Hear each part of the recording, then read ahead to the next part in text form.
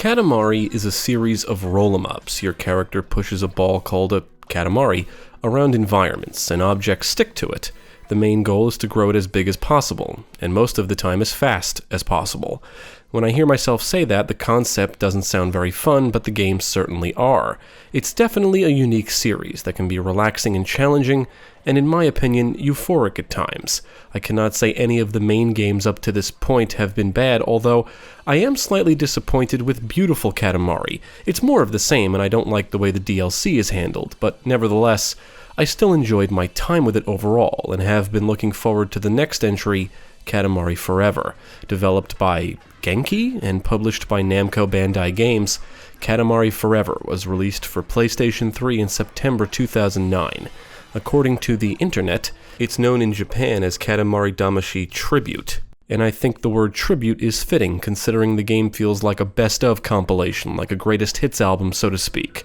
This review will contain some spoilers, so if you're sensitive to spoilers, now is the time to stop watching. You have been warned. Now let's take a look at Katamari Forever and see how it turned out.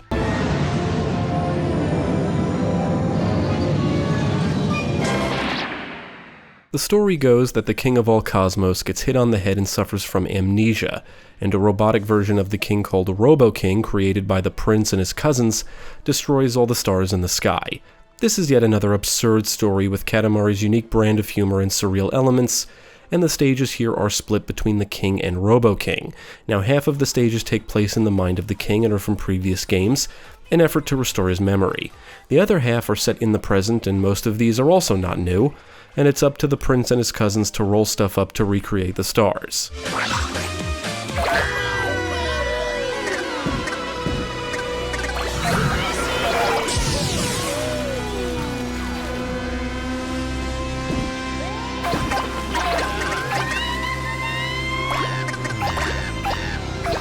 Many stages are basically pulled from previous games, objectives and all.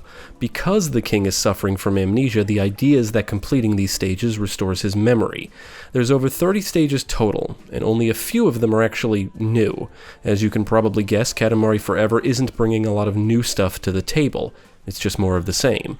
All the mechanics return, the point system returns, the same environments return, and the same objectives return. Veterans of the series will feel right at home, but may also be disappointed with the lack of new content.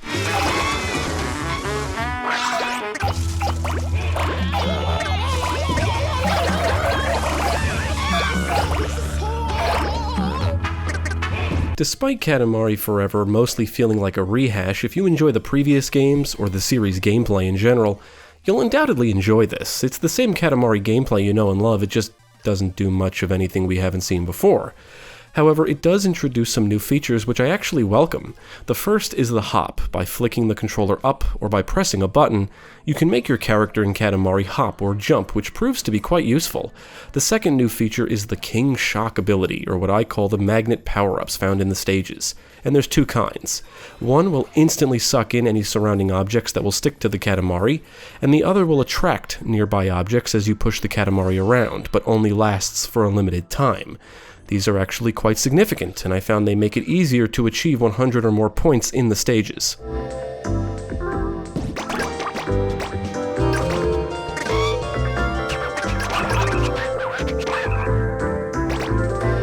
Just like the previous games, you take control of the prince or one of his cousins and push Katamaris around the stages.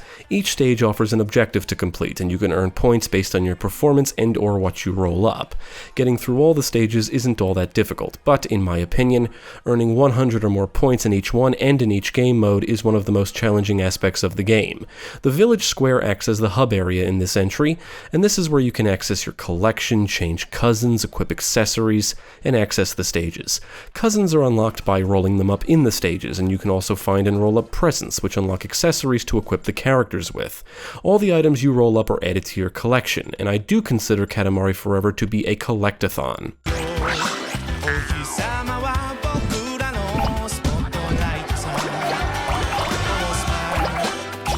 Now, considering most of the stages are not new, and the fact that half of them are just pulled from previous games, There's really not much to say that hasn't been said in our reviews of the previous games.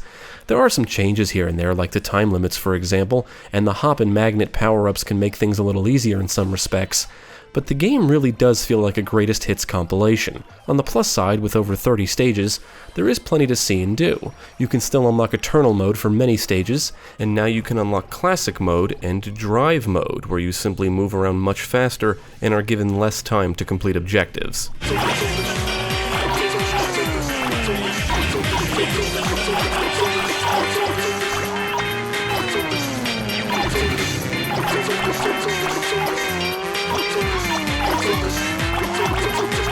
Katamari Forever retains the series' unique style, and does include multiple visual filters that you can switch between, including cel-shaded and colored pencil among some others.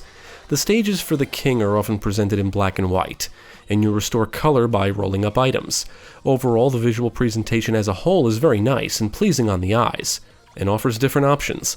As for the soundtrack, it's not my favorite in the series, but does include a bunch of remixed songs from previous games, so it's certainly not bad. You can expect a lot of catchy and memorable tunes. On the technical side, the frame rate does dip frequently, but other than that, I encountered no major issues.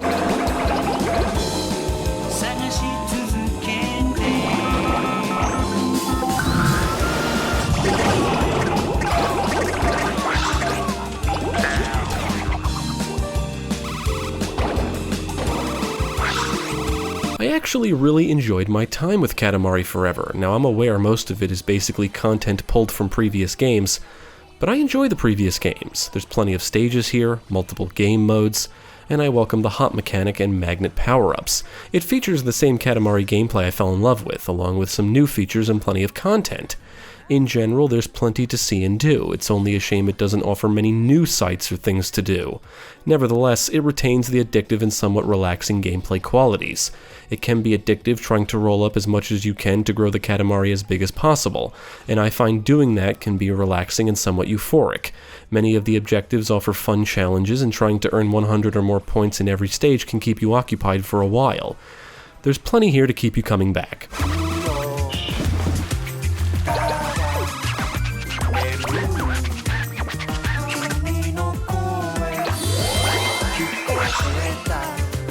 I absolutely recommend Katamari Forever. It is a bit of a shame that a majority of the stages are taken from previous games, and it doesn't really bring many new ideas to the table, but that doesn't stop the gameplay from being fun, and it's nice having some of the best content the series has to offer in one package.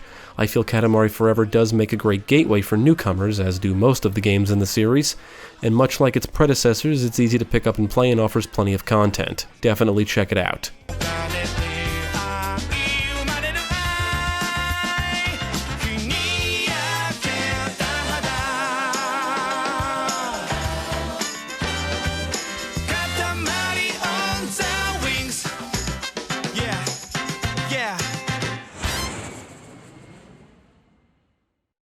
Thank you for watching. If you enjoyed this video, check out the rest of our channel, follow us at the links below, and you can also support us on Patreon.